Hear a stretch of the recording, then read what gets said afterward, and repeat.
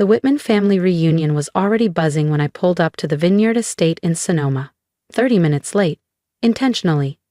At 33, I knew better than to arrive early just to be ignored.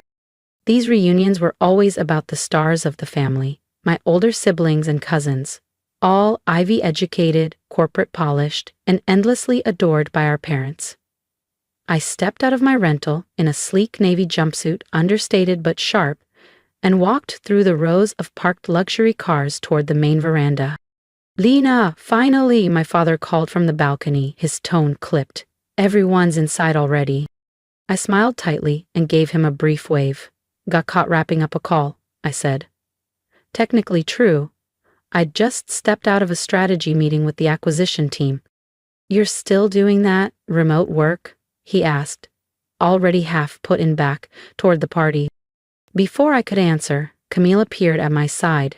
At 36, she was the pride of the family, co-o of Whitman and Reed Investments, our grandfather's legacy firm. "Lena," she said with a smooth, practiced grin. "We were just toasting our latest merger, $40 million, 0 cents in post-tax profit." She eyed my outfit, then my shoes. "Still with that little freelance gig?" "Still managing small portfolios," I replied, knowing full well she'd scoff. Camille chuckled softly. "Well, you know we're always hiring. Analyst roles open every year. It's good experience, even if it's not glamorous." I nodded politely, but inside I nearly laughed. She had no idea. Over the last 5 years, I'd quietly built Indigo Meridian, an independent investment firm operating behind a labyrinth of shell companies. We specialized in rescuing failing companies, flipping them, and walking away with clean exits and massive ROI. And the real kicker? Last quarter, we acquired a controlling stake in Whitman and Reed. "I'm good where I am," I said simply. Camille exchanged a smug look with my father. "If you ever want something real, you know where to find us." As I followed them into the glass-walled tasting room, my phone buzzed. A message from my assistant lit the screen. "Final signatures in. Full control confirmed. Congratulations, Ms. Whitman." I tucked my phone away and smiled. Let the reunion begin. "Lena!" Uncle Grant called out from the charcuterie table as I stepped onto the sun-drenched patio. "Come here, let me get a look at you." I walked over, champagne in hand, preparing myself. "Still figuring things out, huh?" he chuckled, patting my arm. "I'm doing just fine, Uncle Grant," I said smoothly. "Fine?" he boomed. "Fine doesn't cut it in the Whitman family. Look at Camille, youngest COO in California's finance sector, and Bennett just made partner at Steele and Price. And that's what we call thriving." I smiled politely, thinking of the acquisition folder sitting in my briefcase. Indigo Meridian's newest play. Signed this morning. "Speaking of wins," Camille joined in, eyes bright. "Did you hear about our expansion strategy? We're buying out 3 boutique firms in the next quarter. Tech adjacent, very scalable. Analysts are calling us the next juggernaut."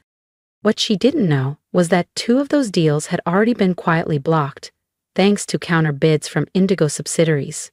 And the third? It was days away from a merger announcement with one of our other holdings. "How exciting," I murmured. "Daddy thinks we'll cross $1 billion in revenue next year," she said proudly. "The Whitman name's about to go global." I sipped my champagne, recalling the analyst brief on my desk. Whitman and Reed's growth projections were a balloon full of hot air. Over-leveraged, inflated, and teetering on fragile optimism. Within 24 hours, reality would hit. Hard. "Lena," my mother approached, her voice tinged with regret. "Your cousin Reese was just profiled in Forbes 30 under 30. Isn't that something?" "Very impressive," I nodded, though I knew Aunt Darlene's PR team had practically ghost-written the article. "You had so much promise at BlackRock," she sighed. "Everyone thought you'd be the next star of Wall Street." I left that world 5 years ago, and not because I couldn't keep up. I simply saw through it. While they played politics and posed for press, I was quietly building Indigo Meridian. We now controlled $50 billion, 0 cents in assets, across 4 continents. "Times change, Mom." Before she could respond, Camille clinked her glass loudly. I have news, she beamed. Whitman and Reed is going public next month. Initial valuation? $4 billion. Cheers erupted, Uncle Grant whooped, and Bennett started talking yacht upgrades. Camille turned to me. Faux sincere. You should invest, Lena. Might help you finally build something of your own. I thought about the team still working back at Indigo Meridian's San Francisco office. Analysts triple-checking every figure for tomorrow's release. I'll keep that in mind, I said coolly. Poor thing, I heard Aunt Darling whisper to my mother behind me. She just never found her footing, did she? My mother sighed. All those degrees, and for what? No husband, no house, no real title. I checked my phone, unsurprised to see the message waiting. Final sign-offs complete. Press release queued for 9:00 a.m. Perfect timing. Camille caught the glance. Work emergency? She asked with a smirk. One of your side gigs falling apart? Something like that, I smiled, sipping my drink. Actually, Camille, I've been curious, what's Whitman and Reed's plan for the Southeast Asia portfolio? I heard there were some concerns with the semiconductor pipeline. Her face stiffened just enough to confirm I'd hit a nerve. That's not public knowledge, she said flatly. Where did you hear that? Oh, you know how things travel in our world, I said, letting the silence hang. Especially with companies headed for an IPO. She straightened. Everything is fine. Our IPO is proceeding exactly as planned. What she didn't know was that Indigo Meridian had spent the past year acquiring majority stakes in 3 of Whitman and Reed's primary suppliers and 2 of their debt holders. We weren't just watching their IPO. We were about to own it. Of course, I said, voice velvet smooth. I'm sure it'll all go just the way it's meant to. The evening wore on. Rounds of toasts, bragging, and backhanded comments aimed at me. I let them roll past, glass in hand, expression unreadable. As the party thinned out, Camille leaned in. You know, Lena, you could still come work for us. Entry level, of course. But family looks out for family. I studied her. You're absolutely right, Camille. Family should help family. She laughed lightly, not sensing the shift in my tone. What could you possibly teach me about business? You'd be surprised, I said, checking my phone one last time. Everything was greenlit. The next morning, I sat alone in my penthouse overlooking downtown San Francisco. Presswire notifications started pouring in, and the Whitman family empire began to crumble.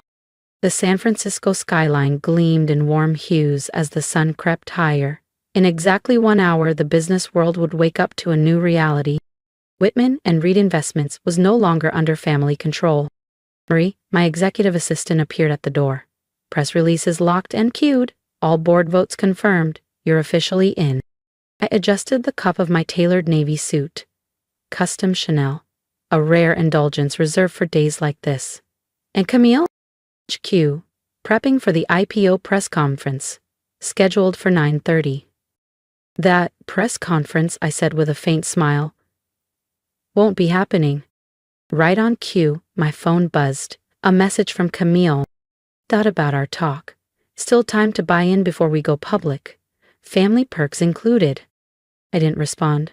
I opened my laptop instead. Indigo Meridian acquires controlling interest in Whitman and Reed Investments. Effective immediately, executive leadership has been reassigned by board approval. At precisely 9 p.m. clock IMM, the news dropped. Brains across my office lit up. Breaking, Whitman and Reed acquired in surprise takeover. IPO plans dismantled as Indigo Meridian takes control. Mystery powerhouse strikes again. Indigo Meridian CEO revealed. My phone detonated with alerts, 7 missed calls from Camille, 10 from Uncle Grant. Even Bennett, the cocky new law partner, was trying to reach me. At 9:15, Mary returned. They're here, all of them, downstairs. I didn't even need to ask who. Send them up. Camille burst into the office first, her blazer askew, mascara streaked. What the hell did you do? She hissed. This is illegal. You can't do this. We're announcing our IPO today. Uncle Grant followed, face red, fists clenched. Where's the CEO of Indigo Meridian? I want to speak to them, now. Mom? Dad? I said softly. They stopped cold. You're speaking to her. Silence fell. Camille stared, her mouth opening, then closing again, speechless. Uncle Grant sank into the nearest chair, stunned. My mother clutched her pearls, eyes wide. Tates? Impossible, Camille whispered. I stood slowly, letting the weight of the moment settle. Is it? I said. Indigo Meridian, founded 5 years ago, now manages over $50 billion, 0 cents in global assets. I looked at them, calm and composed. And, as of this morning, it manages your legacy too. Known for executing strategic takeovers of inflated investment firms, I said, pacing slowly behind my desk. Ring any bells? You're? Bennett finally choked out, eyes wide. You're her. The one they call the ghost CEO. The phantom of finance. The very same, I confirmed, reaching for the leather folder beside me. Camille? I offered, extending it. Want to see the real numbers? Not the polished fiction you've been feeding investors? She snatched the folder with trembling fingers, flipping through pages dense with audited data and internal communications, her face drained of color. These are internal reports. These are confidential. How did... Your semiconductor play in Vietnam is collapsing, I said calmly. Your revenue forecasts for Asia were fabricated by a contractor you failed to vet. 3 of your VPs began offloading stock last quarter. Quietly. Camille opened her mouth, but I didn't let her speak. Should I continue? Uncle Grant finally found his voice. Now listen here, young lady. No, I said, sharp but cool. You listen. You built this illusion of the indestructible Whitman legacy, but it was just that, an illusion. I tapped a button on my desk. The wall of screens behind me flickered to life, cascading with graphs, audits, market data, all exposing the truth. The company's real valuation is under $1.8 billion, 0 cents. Your inflated IPO number was a fantasy kept alive by wishful thinking and media spin. And now, that IPO is dead. Camille collapsed into a chair, her posture unraveling with her pride. Why? She whispered. Why would you do this? To us. I gave a quiet laugh. To us? This is the family that laughed when I left BlackRock, that offered me internships while I was building a global empire. We were trying to help, my mother said weakly. No. You were trying to box me in, mold me into someone safe and small. I stepped forward, locking eyes with them. But success isn't about fitting into your world, it's about creating mine. Uncle Grant narrowed his eyes. So this is revenge? This is business, I said. Indigo Meridian acquires underleveraged, overhyped firms and turns them into something real. That your firm happens to share my last name? That's just irony. Bennett straightened his tie. The board won't allow it. They already did, I replied evenly. Check your phones, I said calmly. Right on cue. A chorus of vibrations filled the room as their devices lit up with breaking news. Financial alerts. Market analysts. Live stock trackers. Whitman and Reed Investments was tanking. Fast. Camille looked up, her mascara smeared and eyes wide with disbelief. You've destroyed everything? No, I said, firm but even. I've saved you from yourselves. Indigo Meridian specializes in turning around over-leveraged, legacy-bound firms like yours. In 6 months, Whitman and Reed will be stronger than it's been in a decade. Just not under Whitman leadership. And what happens to us? My mother asked, voice low and uncertain. I pressed another button. The screens shifted again, this time showing contracts, valuations, transition plans. You will all receive fair market compensation for your shares. Current executives will be offered generous severance. Then I gave the smallest smile. And if anyone's looking to rebuild from the ground up, I might have a few entry-level openings, just a foot in the door. The silence that followed was suffocating. Camille stood abruptly, smoothing her wrinkled blouse and pushing past Bennett. "You won't get away with this." I leaned back into my chair. "I already have." They trickled out one by one, Bennett already dialing his firm, Uncle Grant guiding a hollow-eyed Camille toward the elevator. My mother lingered at the doorway. "All this time," she murmured, "you were building this empire?" I nodded. "While you were busy being embarrassed by my so-called consulting work." She looked down, defeated. "I don't even know who you are anymore." "No," I said softly, "you never did." After they were gone, I walked to the floor-to-ceiling window. The city below buzzed with energy, just like my company now did with purpose. Marie stepped in with fresh coffee. "Security badges deactivated. Transition teams are already moving into Whitman and Reed HQ. "In the press?" I asked. "Half the financial world wants to know who the phantom CEO is. Some already suspect the family connection." I smiled. "Let them wonder. My work will speak louder than any press release." My phone buzzed again, a final message from Camille. "I hope you're happy. You've torn this family apart." I replied simply, "No, Camille. I've just shown you what real success looks like." Over the following months, Indigo Meridian rebuilt everything they'd nearly destroyed. The stock price, after its initial drop, began to recover, then rise, fueled not by hype or last names, but by actual performance and transparency. And calling me down. I kept my word about the job offers. Bennett now works in Indigo Meridian's legal department. Entry level, of course. But he's learning fast. Camille declined hers, still too proud. But Uncle Grant surprised everyone by accepting a role as a senior advisor. Turns out, once you strip away the ego, the man actually understands legacy systems and infrastructure. He's useful when he isn't trying to turn every meeting into a monologue. The next Whitman family reunion was held at the usual place, Aunt Darlene's vineyard estate in Napa. But the guest list was shorter. The champagne still flowed, but the conversations were softer, less bragging, more reflection. And me? I sat where I always did, quiet, observant, glass in hand. "Lena." Camille approached near the end of the night. Her heels were lower this time. So was her tone. "I've been thinking about what you said, about what real success means." She hesitated. "That position you mentioned, is it still open?"